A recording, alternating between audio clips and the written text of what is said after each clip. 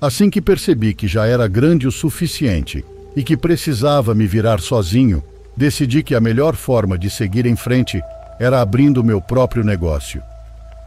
Foi assim que nasceu a Barraquinha de Massas do Panko, pois esse é o meu apelido. Sou de São Paulo e graças a essa barraca vivi inúmeras experiências paranormais. Tudo começou quando lutei por um espaço perto de um hospital, mas durante o dia ficou muito claro para mim que a concorrência seria muito pesada. Então tive a ideia de, ao invés de vender durante o dia, oferecer comida para as pessoas durante a noite. Essa foi minha aposta e minha inovação. Além disso, decidi usar recheios que não fossem tão caros, pois a maioria das pessoas que está em hospitais ainda tem o custo de remédios. Assim, comecei a oferecer pastéis de linguiça, salsicha, carne seca e muitos outros. Naquela época custavam R$ 2 e hoje vendo por 8. Bem, do lado de fora da Santa Casa sempre havia gente. Outros chegavam e muitos ficavam para dormir no que seria o estacionamento. As portas permaneciam abertas 24 horas por dia. Não importava se chovia, trovejasse ou caíssem raios. Durante o dia minha barraca ficava fechada, mas às 8 da noite eu abria e começava a preparar tudo, deixando os ingredientes todos arrumadinhos. Às 9 da noite eu já estava recebendo pedidos e conversando com o pessoal. Era triste, mas me entretinha ouvir os casos dos familiares. Alguns esperavam por alguém que havia dado entrada com pneumonia. Outros estavam ali porque um membro da família sofreu um acidente e estava com fraturas. Havia também quem esfregava as mãos de preocupação por um filho com uma doença rara e pessoas que não paravam de rezar ou orar, esperando pela recuperação de uma vítima da criminalidade. Todos eles povoavam minhas noites, mas ao mesmo tempo eu comecei a observar outra coisa. Entre as pessoas, às vezes, eu notava alguém estranho, um homem ou uma mulher que de repente ficava olhando fixamente para um ponto indefinido. Aí eu me distraía fazendo algo, e quando via, essas pessoas tinham simplesmente desaparecido. Certa vez, por volta das 2 da manhã, notei 3 ou 4 homens deitados no chão dormindo, cobertos com cobertores que haviam levado para a ocasião. Ao lado deles vi uma mulher com o cabelo muito bagunçado. Ela estava apenas de pé, parada, sem se mover nem se aproximar dos que dormiam. Apenas os olhava. De repente alguém veio pedir um pastel de vento e quando me lembrei da mulher, ela já não estava mais ali. Pouco depois, os que dormiam foram acordados porque um médico os procurava. Os 3 se abraçaram e um deles começou a chorar de forma dilacerante. Naquele momento, associei a figura da mulher à pessoa que eles tinham dentro do hospital. Continuei trabalhando e foquei nas minhas tarefas, mas aquilo ficou na minha memória. Algum tempo depois, na temporada de chuvas, como agora, notei um senhor parado bem no meio do estacionamento. A chuva estava caindo sobre ele e ele não se incomodava em procurar abrigo. Horas depois, um médico saiu gritando: "Familiares do Senhor Dante! Familiares do Senhor Dante!" E pela segunda vez coincidiu a presença de alguém que agia de forma estranha com o anúncio de um falecimento. Na terceira vez que isso aconteceu, saí da minha barraca e me aproximei de uma moça. Ela estava parada junto à porta do hospital. Caminhei devagar, observando com atenção para tentar perceber se ela estava viva ou se era um espírito. Meus olhos não haviam transparente nem nada do tipo, mas notei olheiras marcadas sob seus olhos. Ela agia como a mulher e o homem das vezes anteriores, como se estivesse fora de si. Me aproximei e a cumprimentei educadamente, mas a jovem não respondeu nem sequer virou o rosto para me olhar.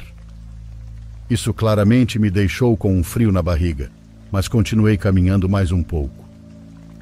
De perto pude ver sua pele muito ressecada e bastante acne no rosto. Usava uma calça preta, uma blusa branca e uma jaqueta jeans que já tinha visto dias melhores. Seus lábios estavam opacos, com um tom roxo que não consegui distinguir se era natural ou efeito de um batom. Após alguns segundos, voltei a falar com ela. Você precisa de alguma coisa? Mais uma vez fui ignorado. Nesse instante, alguém bateu na barra metálica da minha barraca. Olhei e vi uma senhora esticando o pescoço para ver quem estava atendendo. Quando voltei o olhar para a frente, senti meu estômago cair, porque a moça já não estava mais lá. Ela não poderia ter ido para lugar algum sem que eu a visse, pois estava a menos de 2 metros de onde eu a observava. Apenas desviei o olhar por um segundo e não havia ninguém andando por perto. A maioria das pessoas estava dormindo nos jardins ou deitada no chão do estacionamento. Poucos estavam em pé, mas apoiados em alguma parede. Corri de volta ao meu posto e atendi minha cliente. Depois de fechar o negócio, passei numa loja e comprei uma vela. Acendi para pedir paz e iluminação na minha vida e também descanso eterno para todas aquelas almas que precisassem.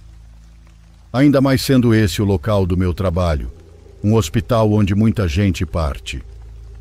Houve muitas outras ocasiões em que vi do lado de fora do hospital pessoas com o olhar perdido ou o semblante ausente. Mas nunca mais tentei me aproximar ou falar com elas, pois não sei exatamente por que sou capaz de vê-las. No fim, decidi preservar minha paz em vez de tentar buscar respostas que sei que nunca vou encontrar.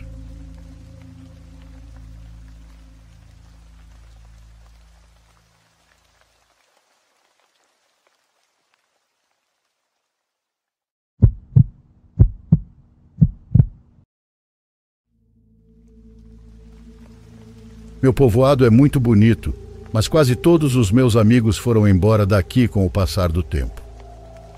Não acham atraente viver aqui, quase no meio da selva. Mas eu decidi ficar e ajudar no negócio da família. Temos um pequeno restaurante que atende tanto o pessoal que volta do trabalho para o povoado, quanto os viajantes perdidos que por alguma razão passam por aqui. Numa noite vindo da estrada, quase na hora de fechar, chegou um cachorro branco, muito grande e orelhudo. Dava para ver que tinha tido uma vida difícil, pois tinha cicatrizes no rosto e estava tão magro que dava dó. Estava com medo, mas acho que a fome falou mais alto, então se aproximou pedindo algo de comer com o olhar. Dei um pouco de comida e água. Ele não abanou o rabo, não agradeceu, terminou de comer e seguiu seu caminho pela estrada, em direção ao povoado. No entanto, de manhã, quando chegamos para abrir o restaurante, lá estava ele, deitado na porta. Notamos que observava com muito cuidado cada pessoa que entrava. Ficou assim o dia inteiro. Dei mais um pouco de comida, com medo de agora ter um cachorro. Nunca fui muito fã de ter cachorro, porque não tenho tempo de cuidar e odeio vê-los abandonados nas casas como se fossem um móvel que serve de guarda. À tarde só restava um taxista que às vezes aparecia no fim do turno e eu já estava pensando em fechar. Não tinha sido um bom dia. Foi então que entraram 2 rapazes. Não eram daqui, mas dava para ver que vinham do trabalho porque estavam suando. O cachorro branco latiu para eles. Quase não os deixava entrar e tive que espantá-lo, ameaçando com pedras imaginárias. Uma coisa é alimentá-lo, outra é correr o risco de que ele morda alguém ou me faça perder clientes. Mas apesar de ter-o afastado, quando entrei novamente no restaurante, ele voltou e ficou na porta, observando. Os rapazes olharam o cardápio, muito nervosos por causa do cachorro. Disseram que não tinham dinheiro suficiente e que era melhor procurar outra coisa. Perguntei quanto tinham.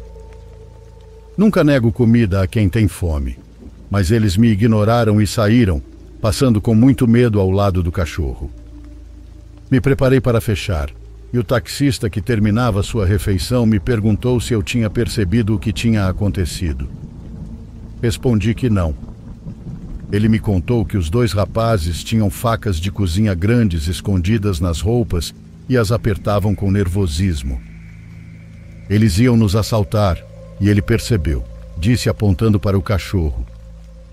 Dei jantar a ele, e quando me preparava para voltar para casa, O cachorro branco subiu na traseira da minha caminhonete sem pedir permissão. E aí eu entendi que, sim, eu agora tinha um cachorro. Foi aí que decidi dar um nome a ele: Chaves. Sempre amei aquele programa mexicano.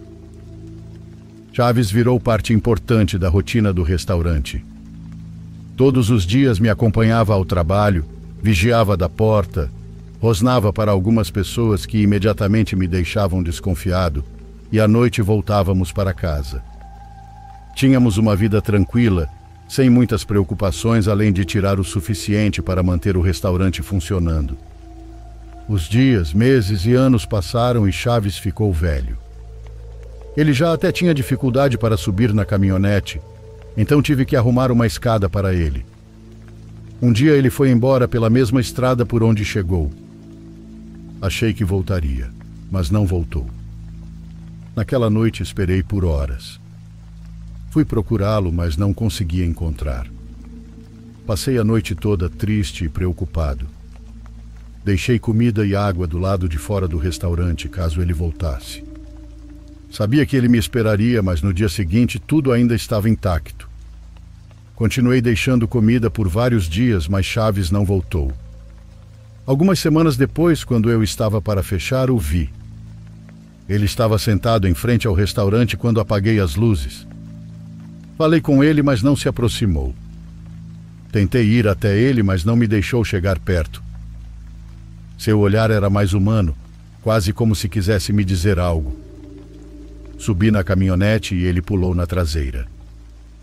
Fiquei feliz, dirigi até em casa, e quase sem me deixar parar, ele saltou para descer assim que chegamos.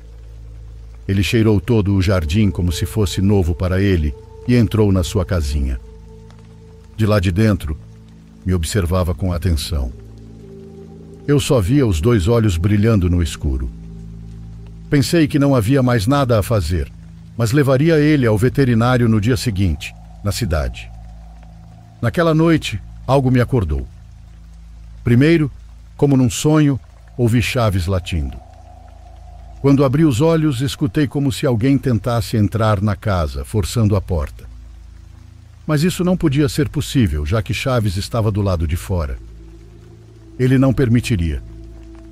Peguei meu canivete e fui até a janela para espiar quem estava lá fora. Em frente à porta, mas olhando diretamente para a janela onde eu estava, vi Chaves em pé, me olhando, como se esperasse que eu dissesse algo. Depois de um momento eterno, ele voltou às quatro patas e foi se deitar na frente de sua casinha. Pela manhã ele já não estava mais lá. Procurei por todos os lados, mas tinha ido embora de novo. Naquela tarde, o taxista chegou ao restaurante. Fazia tempo que eu não o via. Ele perguntou se eu tinha encontrado o cachorro. Disse que não, mas não sabia como ele podia saber que o cachorro tinha sumido. Fazia tempo que não nos víamos, e não era como se eu andasse contando isso para as pessoas.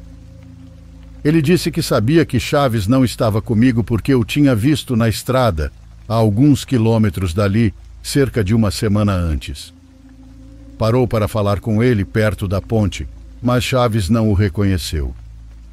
Com o olhar já bem cansado, só entrou no mato e ele não conseguiu segui-lo. Mas me contou onde era. Disse também que conhecia aquele olhar, que cães como ele não gostam de fazer seus donos sofrerem. Não gostam que sofram ao vê-los morrer. Me disse para ir procurá-lo e foi o que fiz. Deixei o restaurante aos cuidados da minha mãe e fui até a ponte. Lá encontrei Chaves, deitado como quando se ajeitava para descansar, mas o pobre já tinha morrido. Pelo menos há uma semana. Provavelmente no mesmo dia em que desapareceu. Senti uma tristeza e um medo estranhos. Muita tristeza e muito medo porque algo que parecia Chaves, foi ao restaurante depois que ele já tinha morrido. Meu cachorro me seguiu até em casa e quis entrar. Contei isso para minha mãe, que fez uma oração. Ela me alertou que eu nunca deveria confiar se algo me dissesse que não eram eles quando aparecesse do nada. Não sei se é uma crença daqui ou algo mais geral. Enfim, Deixei que Chaves descansasse onde ele escolheu. Mas levei sementes de flores e joguei sobre a terra para ver se por acaso pegavam. E pegaram. Agora, toda vez que passo por ali, posso ver as flores desde a ponte.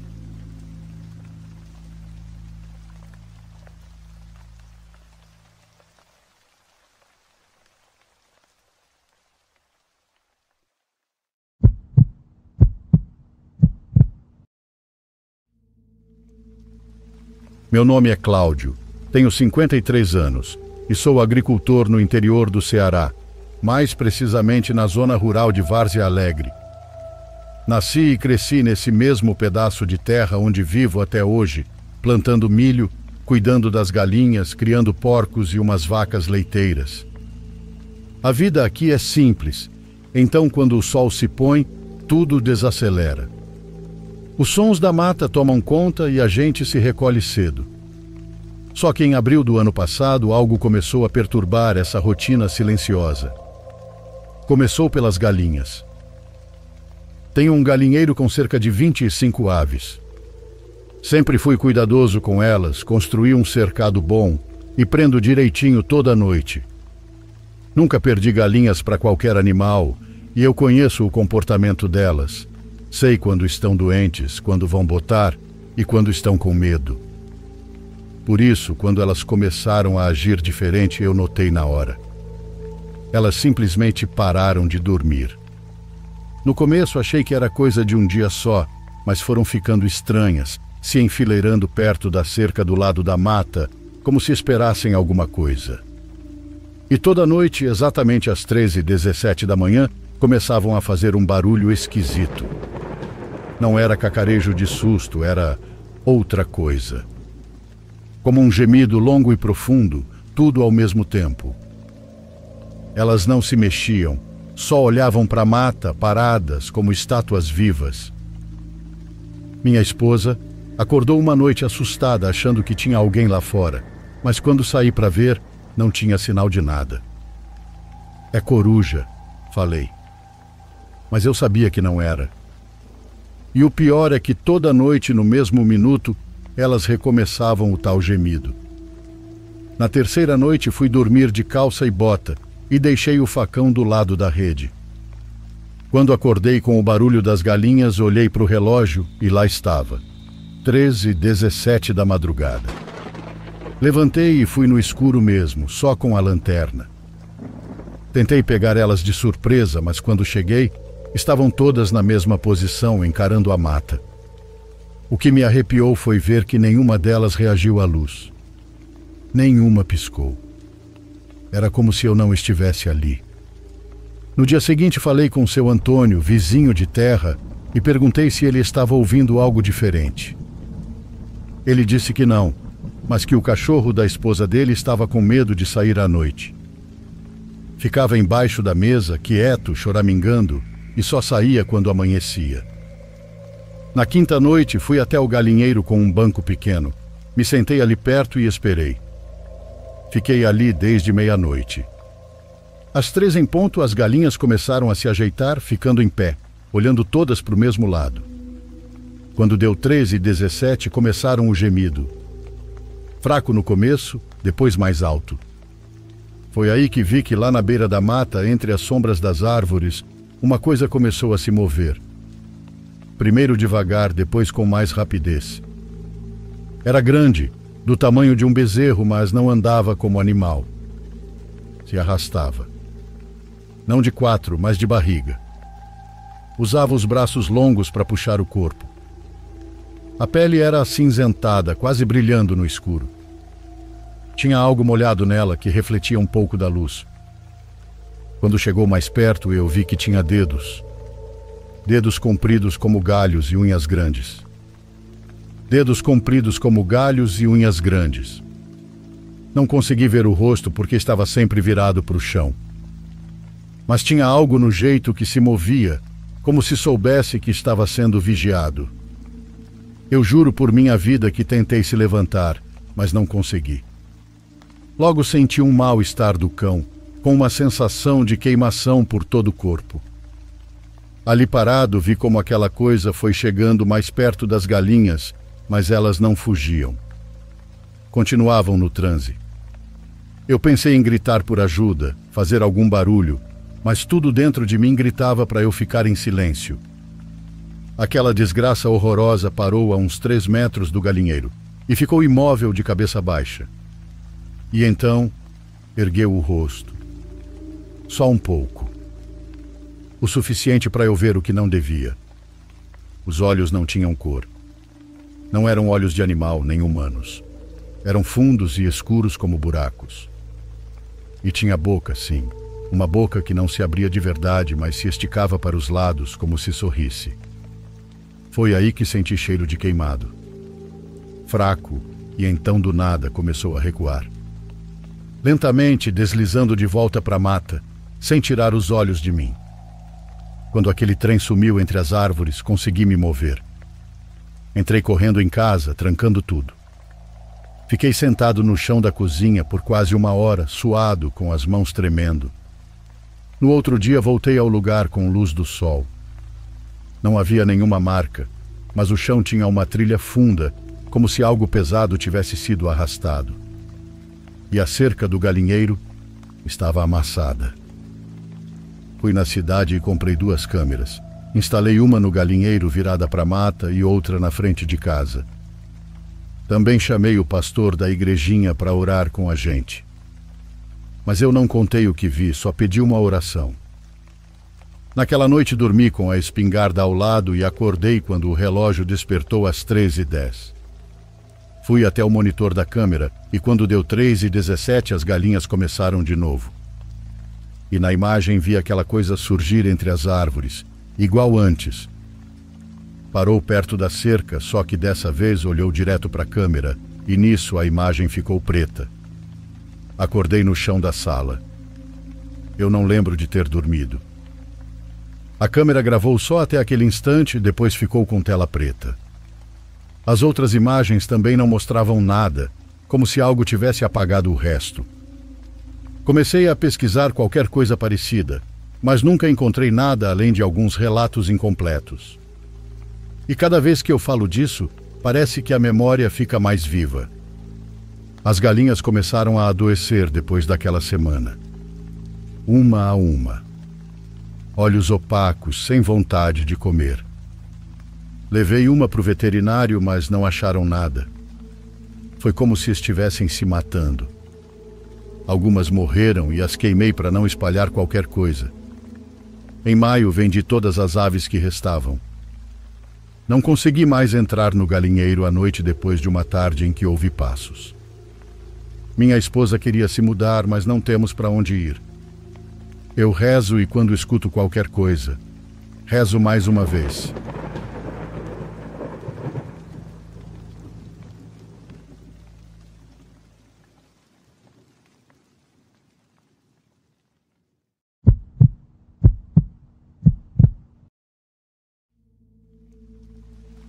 A primeira metade deste ano foi bem puxada e composta por tempos complicados.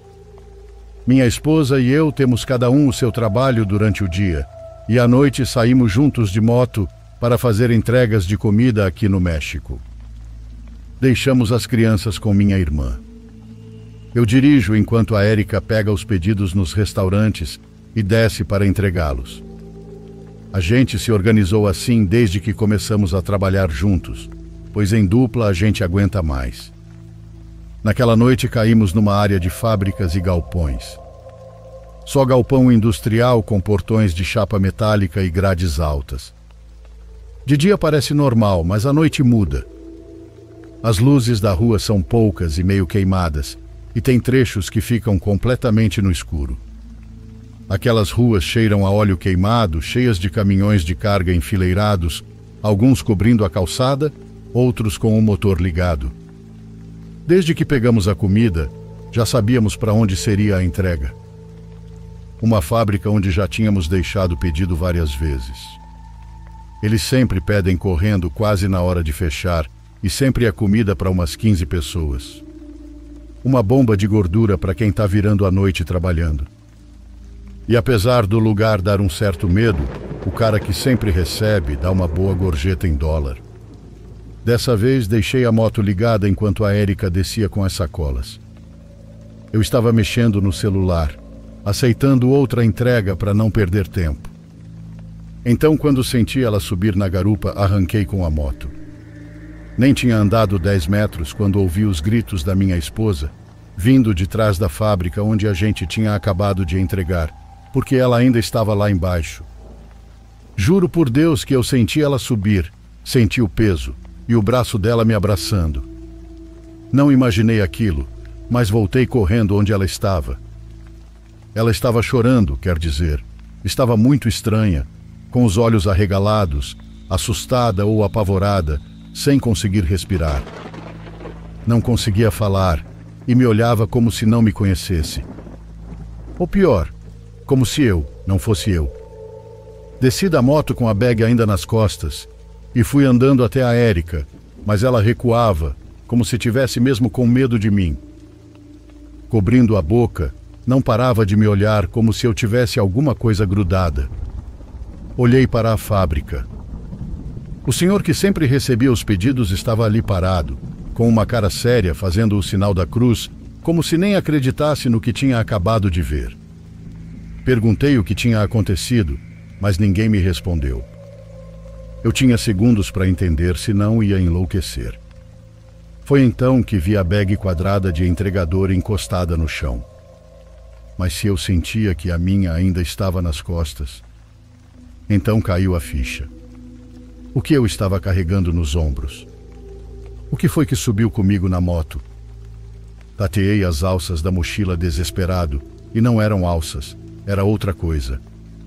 Algo me segurava e tinha subido em mim. Tirei aquilo a empurrões, me sacudindo e gritando. Era como se tivesse uma aranha enorme na roupa, só que multiplicado por 100. Quando aquela coisa caiu no chão, se moveu em 4 patas. Tinha forma humana, mas era magra, acabada e parecia doente. O cabelo cobria completamente o rosto, comprido e grudento.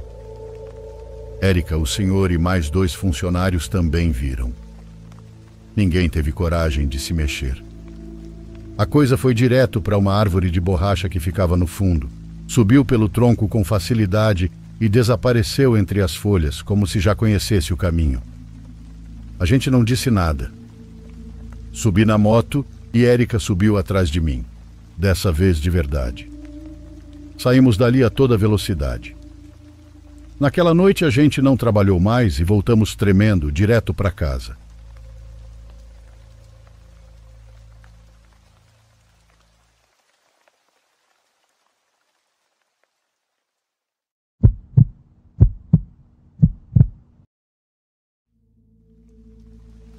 Isso aconteceu há um bom tempo, quando eu tinha 22 anos. Já se passaram anos suficientes para que eu me sinta segura para falar sobre isso. Eu tinha acabado de sair da faculdade, com um emprego desejável e quase nenhuma despesa, já que morava na casa onde cresci com meus pais.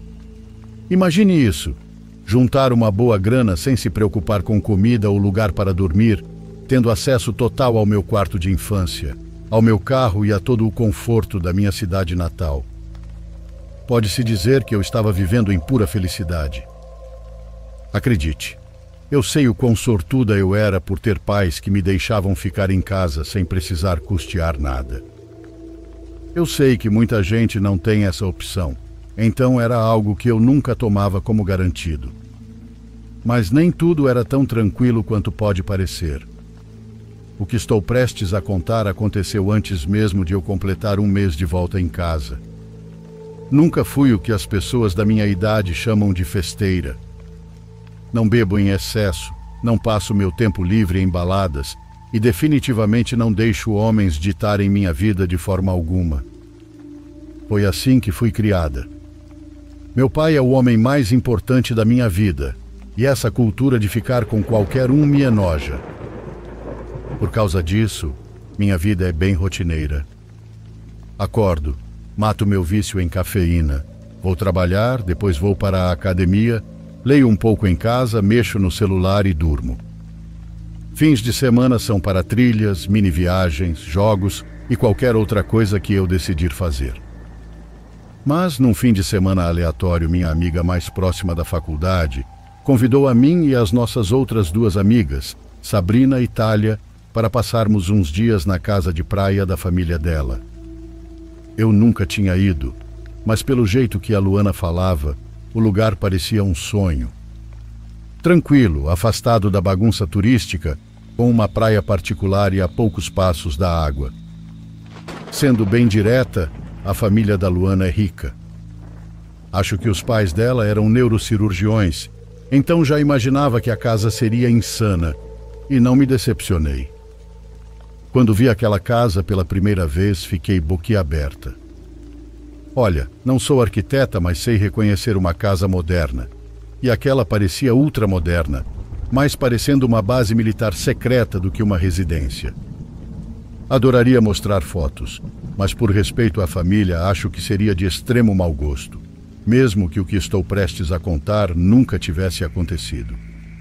Nós 4 descarregamos nossas coisas e decidimos onde íamos dormir. A Luana obviamente tinha quartos suficientes para cada uma de nós, mas que graça teria nisso? Então decidimos dormir todas no mesmo quarto, um dos quartos infantis que tinha 2 beliches e um banheiro próprio. Ficamos lá por 3 noites, o que, na minha opinião, é o tempo ideal para passar com qualquer pessoa que não seja da sua família. Eu costumo ser meio irritadiça, então qualquer um que não seja limpo ou educado me incomoda com facilidade. Não que minhas amigas fossem assim, mas você me entende. Já falei sobre meu estilo de vida entediante, mas se tinha um momento para beber um pouco, era aquele fim de semana com as minhas amigas.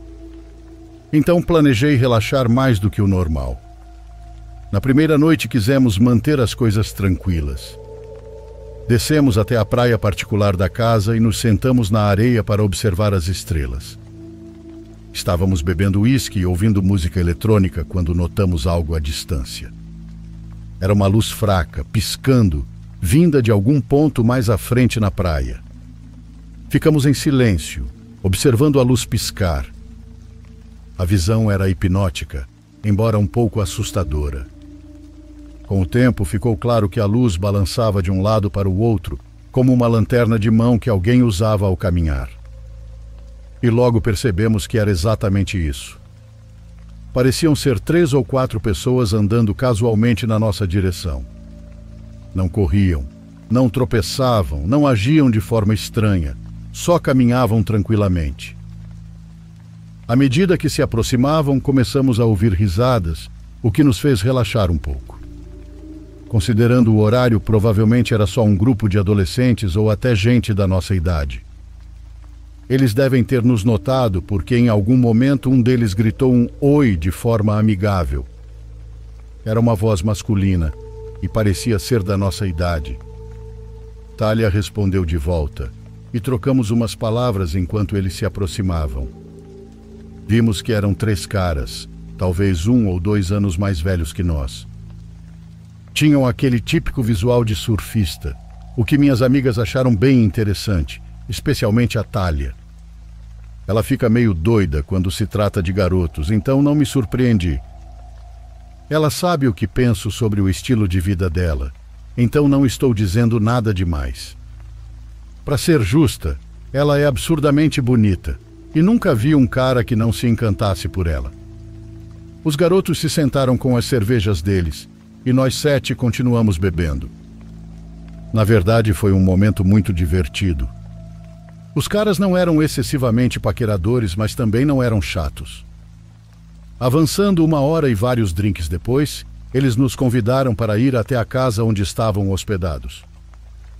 Pessoalmente, eu já estava exausta e só queria dormir, mas percebi que minhas 3 amigas estavam querendo continuar a noite. Decidi não estragar a diversão de ninguém e me despedi, dizendo para elas irem sem mim. Afinal, eram só 3 caras, e eu não tinha intenção nenhuma de ficar com ninguém naquela noite. Voltei para a casa enquanto os 6 seguiram pela praia, indo presumivelmente até onde os caras estavam hospedados. Tomei banho e fui dormir. Lá pelas 3 da manhã, acordei com uma chamada de vídeo da Luana. Ela já deveria estar em casa ou dormindo com um dos caras, então estranhei. Atendi com voz sonolenta, mas o que ela disse me despertou na hora. Ela praticamente gritou no telefone que a Thalia e a Sabrina tinham sido sequestradas e que eu precisava pegar o carro dela imediatamente. As palavras dela foram como um balde de água gelada na minha cara. Nunca senti tanto medo e adrenalina ao mesmo tempo. Não perdi um segundo. Minhas mãos tremiam enquanto eu me vestia correndo e descia as escadas disparada. Perguntei por que ela me ligou em vez de chamar a polícia e ela me garantiu que já tinha feito isso. Ela me orientou o tempo todo. Com a ajuda dela, consegui abrir o portão da garagem, achar as chaves do carro e sair dirigindo em questão de minutos. Ela disse que estavam cerca de 10 casas mais para frente pela praia, à esquerda, então fui nessa direção. Ela descreveu o carro e disse para onde ele tinha ido, e eu pisei fundo para tentar alcançar. A rua estava vazia e eu dirigia em uma velocidade perigosamente alta. Foi um milagre eu não ter sido parada pela polícia. Depois de alguns minutos, vi um carro que batia com a descrição dela, andando devagar à frente. Desliguei a ligação, liguei para a polícia e informei exatamente onde estávamos.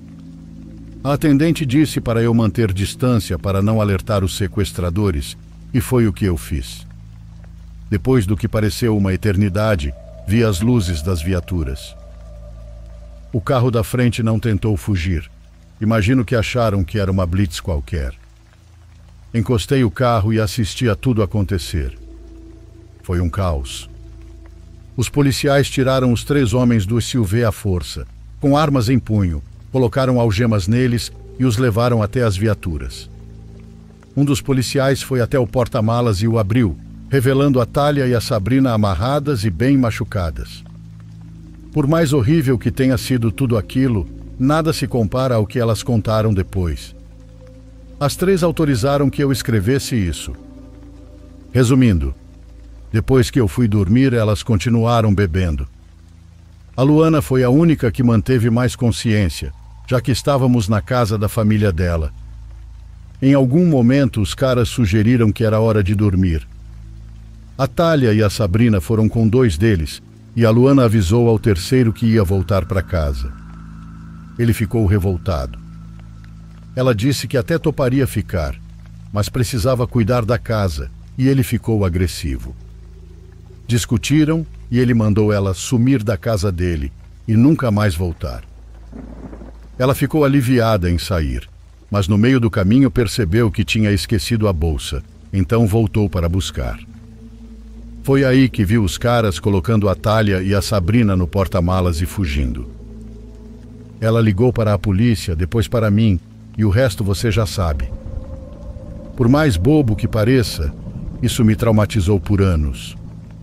Não conseguia ir à praia, sair à noite ou conversar com estranhos, mesmo os que pareciam inofensivos. Nem consigo imaginar como a Thalia e a Sabrina foram afetadas. Parte de mim acha que não lembrar de nada foi uma bênção disfarçada. O mais louco de tudo é pensar que se eu não tivesse voltado para casa, talvez não conseguisse pegar o carro a tempo. E sem isso, talvez a polícia nunca tivesse encontrado os caras.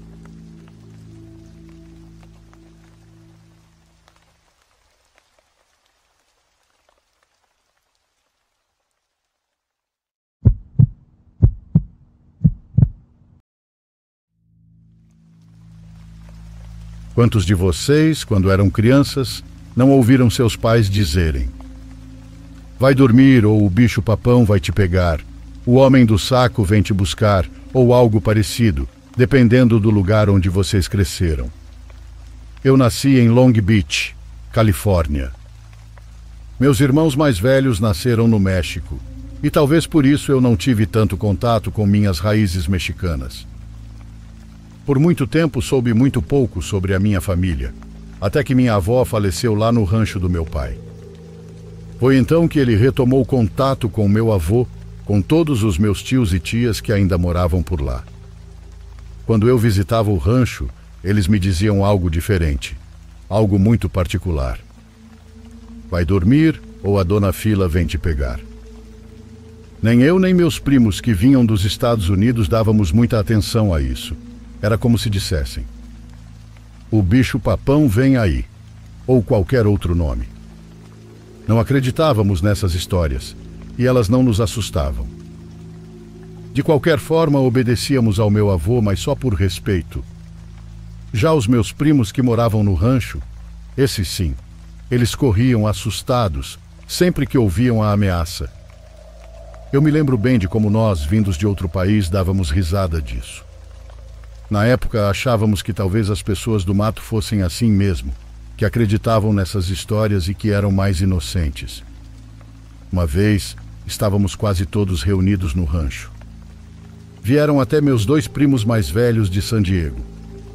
Meu avô ia sair com meus pais e alguns tios para uma festa em um povoado vizinho, na casa da irmã dele, e nos mandou para a casa de um dos meus tios para não ficarmos sozinhos. Eles disseram que iam voltar bem tarde. No rancho do meu tio havia 3 casas, a dele, uma que estava vazia, e outra onde vivia um primo nosso de 20 anos que já morava sozinho. Meu tio nos avisou que ele também ia para a festa, mas que o primo estaria em casa, a poucos metros de distância. Antes de sair, ele soltou os cachorros no terreno para cuidar do rancho e se despediu dizendo: só não vão dormir tarde ou dona Fila vem aí. Nós rimos e ele riu junto. Naquele momento achamos que era só uma brincadeira, ou pelo menos foi o que pensamos. Assim que ele saiu, começamos a conversar e a fazer bagunça. As horas se passaram e a noite caiu. Aproveitamos o silêncio sepulcral daquela parte do povoado. Era muito mais quieto que a casa do meu avô. Já passava das 11 da noite quando meu primo saiu para nos mandar dormir. Pedimos para ele se juntar a nós, mas ele disse que tinha trabalho. Insistimos, mas ele foi firme. Disse que precisávamos nos recolher e dormir, ou ela viria. Demos risada na cara dele. E ele apenas deu de ombros, entrou na casa dele, trancou a porta e fechou todas as cortinas. Foi um pouco estranho, mas continuamos conversando e brincando, até que uns 15 minutos depois, no silêncio, ouvimos um barulho estranho. Parecia vir da rua em direção ao lugar onde estávamos. Fizemos sinais uns para os outros e vimos alguém passar pela entrada, em direção ao galinheiro. Depois a figura parou em frente a uma planta, uma daquelas muito cheirosas que exalam um aroma ainda mais forte à noite. A silhueta baixa ficou parada ali, parecendo arrancar pedaços da planta. Não vimos nada de muito claro, mas ninguém pensou na lenda. Nos aproximamos a alguns metros, mantendo uma distância segura, e perguntamos quem era e o que queria. Juro que vocês não vão acreditar nisso. A coisa parou, ficou imóvel. Estava de costas para nós e não conseguíamos entender o que fazia. De repente virou-se. Era uma mulher segurando sua própria cabeça entre as mãos. Sim, a própria cabeça. Uma cabeça que parecia seca, mas que se movia, mastigando as folhas daquela planta. Nunca na minha vida ouvi gritos tão horríveis quanto os dos meus primos naquele momento. E imagino que eu também tenha gritado. Corremos para dentro da casa e então ouvimos passos na brita ao redor da casa do meu tio. Pela janela, vimos a luz da casa do meu primo se acender. Quando a coisa estava do outro lado, ele saiu correndo de sua casa e veio até nós, batendo na porta e pedindo para entrar. Por alguma razão, hesitamos por um segundo, mas o deixamos entrar. Ele fechou a porta atrás de si e disse: rezem, rezem até ela ir embora. Enquanto rezávamos, ele espiava pela janela. Foram apenas alguns minutos até que os passos cessaram. Então ele saiu sem dizer uma única palavra. Os animais do rancho faziam muito barulho ao longe e imaginamos a coisa atravessando o terreno, indo para o mato. No dia seguinte, nem meu primo, nem meu avô, nem meu tio mencionaram nada. Muito tempo depois, quando uma tia nos visitou em Long Beach, perguntamos quem era a Dona Fila. Ela disse primeiro que não acreditava nisso, mas contou que Fila era uma bruxa que vivia no povoado. Um dia, atravessou o lugar e foi para o mato, de onde nunca mais voltou. Mas não se preocupem, disse minha tia. São só contos, lendas que só gente do mato acredita. E agora fico pensando, quantas dessas lendas têm um fundo de verdade?